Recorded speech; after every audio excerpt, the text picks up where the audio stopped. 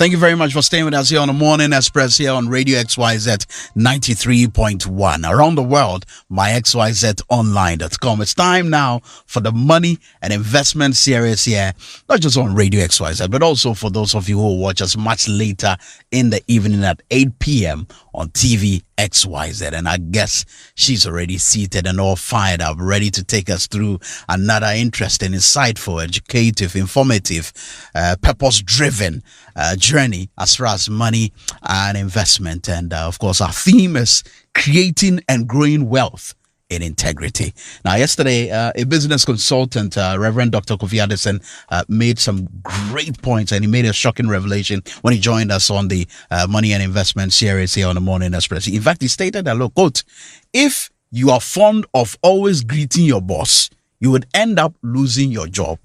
Now, he embedded this conversation and he hinged it on the issue of integrity, and that was crucial in his presentation yesterday.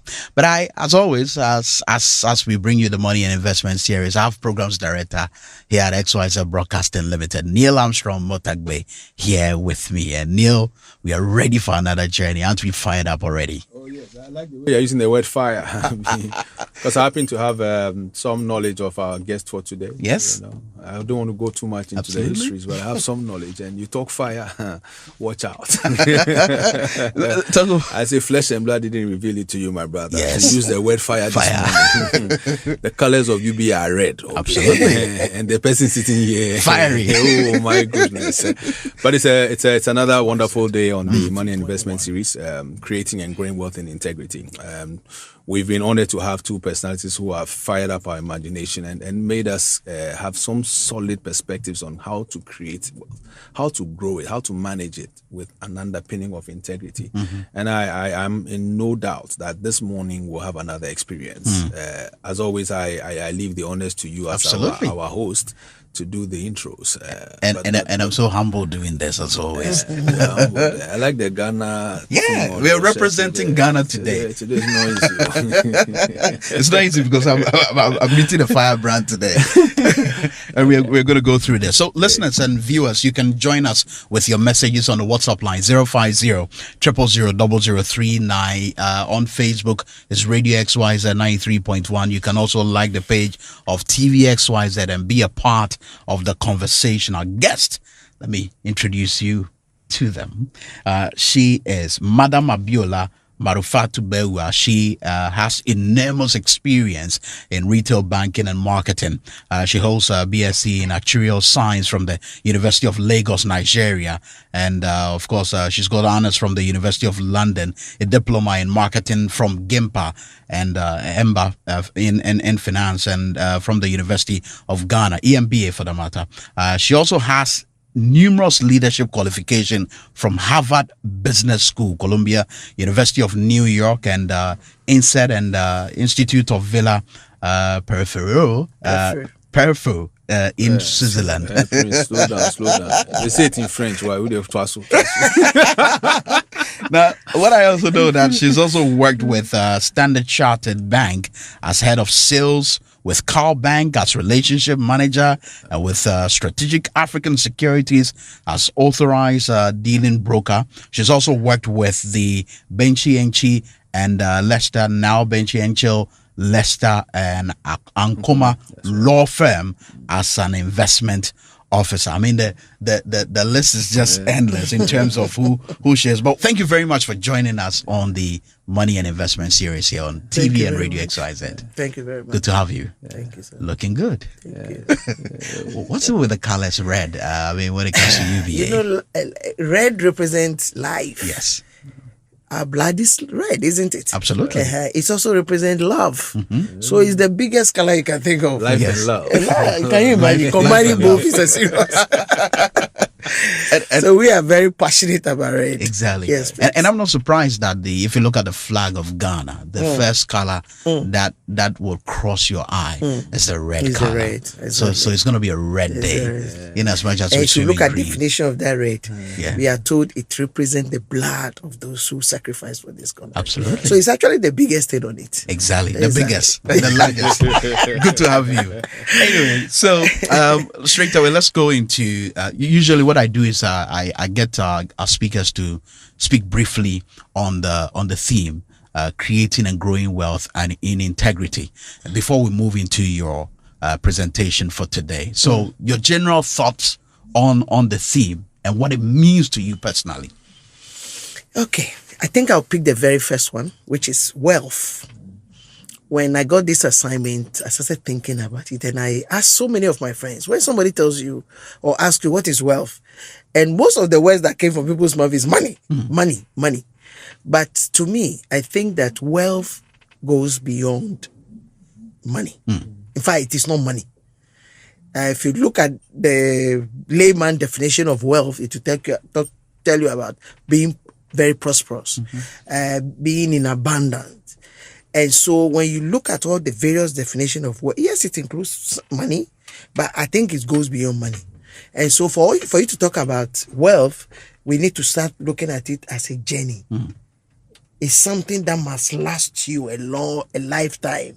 It's not a destination. It's not something, if I give you 1 million cedis today, you can't talk about wealth. If I give you $100 million today, it's just today, you can't be talking about wealth. You have cash. But for you to talk about wealth, it is a journey. It's something that transcends time. It goes over time. And then if you also talk about wealth, it comes with so many other things. And that is why the topic you gave us to talk about, which is wealth in integrity, is very critical. You need to think about, you need to feel successful.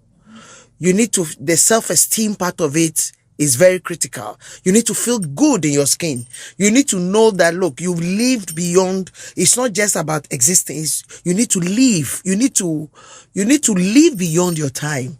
I think that once we get that concept, it then helps us to know, to be able to get into what I'm about to talk about this morning. But the most important part of all the ingredients that you need, as far as I'm concerned, is integrity. Integrity. Yes, it's very critical. So let's quickly move into your presentation now, and of course, as you take us on that long journey, because you say that it's a journey. It's not an event. It doesn't happen in a day. No. And if it happens in a day, then that's getting what money. So take us through your presentation. Okay. There are few. I've already defined wealth. That wealth is more than money. It includes money, but it is more than money. So I would say that wealth is an outcome. It is a result of your activities. So we need to bear that in mind. And the secret of the wealth depends on the quality of the product, your output. We've had so many people having money, and the money doesn't go beyond they themselves. That cannot be said to be wealth. And most of the time, people judge you as being wealthy when they look at the how of how that cash came about is really very, very critical to me. So I'm still in my preamble now. Okay. Now let's look at money versus values. If you look at certain companies, we've heard of Enron's, we've heard of Atandesins. These are companies that were known to have a lot of money. They have the wealth. People saw them as wealthy, but they failed over time. So it means that you can have a lot of cash, and along this winding road of the journey that I mentioned, you can fall along the road. Do you get it? Exactly. So in that case, you need to think about the value. It is the value that keeps you straight, that prevents you from derailing on that journey of wealth. So I've mentioned two things. Money is just a little bit part of wealth. And then when you talk about wealth, you also need to think about value. What value you are trying to create for humanity. Great. And then another preamble I want to use to start before I talk about the 8 things is the Pareto rule. If you look, we are talking about wealth and integrity, okay? The integrity part that I'm talking about is not just about you, the wealthy man. You also need to look at from A to Z of your business, about your family. Everybody in your team need to buy into that word integrity. If you look at the Enron case that I did mention, it wasn't everybody in Enron that was corrupted. It just took some few people to dismantle that whole organization. Let's take our football team, which is very popular to us. It's 22 people that play football. But one referee or one player can destroy the whole thing, can set it aside. True. So what it means is that when you are thinking about wealth, you've got to think beyond yourself. You've got to think about everything that is connected to you in terms of your staff, in terms of your board, in terms of your bank, your relationship with your staff, your relationship with even your family is so critical. All this together, when you get it right, then you can talk about being on the journey that will create wealth. So wealth is not an event, it's not a destination, it's a journey. And I'm stressing on this point because we need to get it. And that's how we can have lasting wealth in our country. So we need to be very, very mindful of people who associate with us.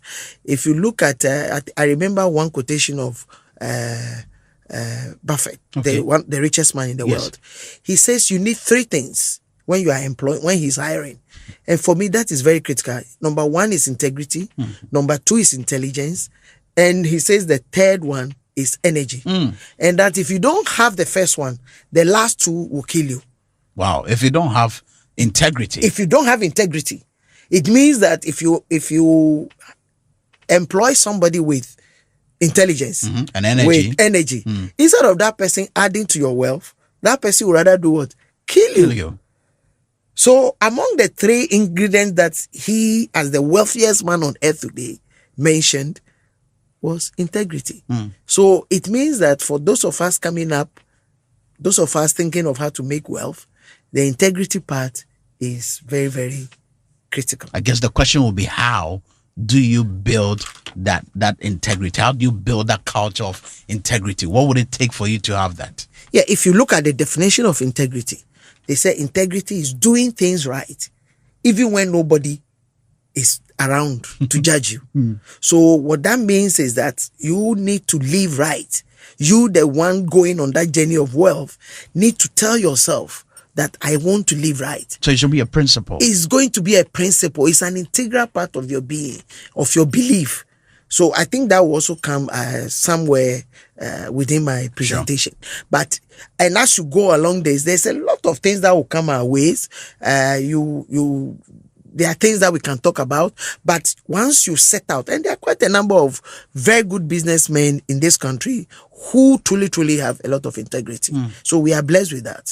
We are blessed with that. Okay. So I'll then want to quickly then go into the 8 things I think ingredients we need to embark on our wealthy journey. So the 8 ingredients we need to embark on our wealthy journey. Yes, please. Let's start with the first one then. The first one is the need for us to respect humble beginning. Most of the time when we talk to especially SMEs, we expect a big event for us to start whatever business or whatever endeavor we want to go into. I'm saying that you don't need that. We can start with as little as you have. It can be even your salary. It can be your chop money. Whatever you can start, today is the beginning, not tomorrow. Start today. Don't wait and say, I'm waiting for capital from the bank. Most SME comes to the bank and I ask them, hello, what do you want? I want to start my business and I need a loan. I'm saying no. Start with the little that you have. Start a process. Start that manufacturing. It may even come out ugly. I remember going somewhere, I went for a meeting in Nigeria and I saw somebody selling the Kumasi slippers. And that caught my attention. And I went to her and I asked her that, this slippers it's from Ghana. He said, yes, that there's a high demand for it. But you see, in Ghana here, we buy it 50 cedis, 20 cedi, 100 cedis. And if you look at the people who manufacture them, today people are exporting it. So I'm saying that whatever you can start with your little salary, don't wait for somebody else's input. Act today. So that for me, I think is the beginning, because I believe there are 1,001 people today who have been able to create wealth but for the fact that they were waiting for a bigger beginning. And that's why I'm stressing on this, that there's the need for us to do small things in great ways by starting immediately. We need to be deliberately consistent by acting daily. Whatever you want to do now, forget about the this man, Harry Truman, Exactly. is the 33rd president of USA. Yes. He said that there are 7 days in a week. Some day isn't one of them. Someday. No, it's not one of them. It's not one of them. So imperfect action is better than a perfect inaction. So let's wait. If we all want to be wealthy, then we need to begin the journey of life or beginning of wealth today. So don't say one day, we like Ghana, we like one day. So it's all about every day. It's about every day. Any day that comes to you. Every day. Yes. Every day. So today, I must be able to take an action. Yes. I shouldn't say someday I'll also be there. No. And it should be Start deliberate. Today. It should be deliberate. That is the first one on my of my ingredient. The second ingredient that I think we must have is for us to act with integrity, which we have spoken about. Because as a banker, I noticed that people with integrity are people who are able to access a lot of support.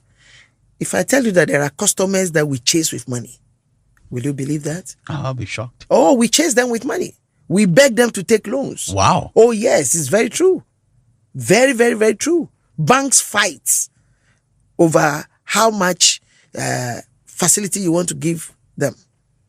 You beg them. Yes, we beg them to come get loans. We even fight over each other. Wow. If there's I've been in the meetings where a very rich, one of the richest people in Africa wanted a facility, and banks were fighting. The guy wanted 50,000, and banks were fighting. No, you can't take 20. I will take 10. Why do you want to take so much? Because of his level of integrity. Okay. Because of his level of integrity. Without integrity, if you embark on any journey of wealth, it's like pouring water in a basket. Have you ever seen a basket? No matter how big it is, no matter how big your pipe is, yes. If you pour water into that, it's not going to zilch, exactly nothing. So you see people holding money, holding some wealth, and it vanishes over time because of lack of integrity. It is the best. And the best, in fact, is the most important. Once you have it, people want to associate with you. People want to deal with you. It's so critical. It's not funny. Just a quick question, though. I mean, is integrity? I mean, is that to say that integrity is built over time? Can you build integrity in a day? You don't build it in a day. It's a principle, remember. Yes. And principles are rules that you want to live with. It's something that you need to convince yourself that I want to live right. I want to be fair to you. I had a customer in Ghana here. If he tells you, Abiola, I'll pay you tomorrow. If by the end of 5 o'clock, he's not sure, he will call you. He's not going to wait until tomorrow before he makes me come after him. He doesn't pick his call. No, he doesn't do that. He will call you and say, oh, I was expecting this check. Unfortunately, this is what it is. What about that? How do we go about it? You know, it is a principle that you build over time. And as you live a day and you define your system by telling yourself you want to live in integrity, I believe it comes over time, because there are a lot of people who live that way. I bet it saves you a lot of trouble.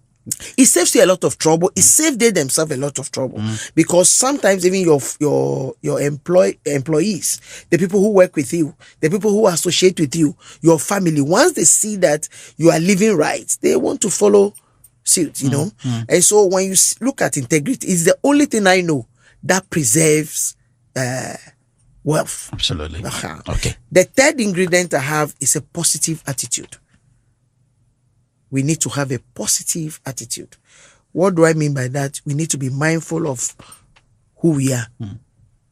I break that into 4. Yes. The first on it is life. We need to see life as a gift. You waste it, that's it. And this cut across from student to the highest person in the Yes. country. We need to see life as a gift. We need to work and see work as opportunity.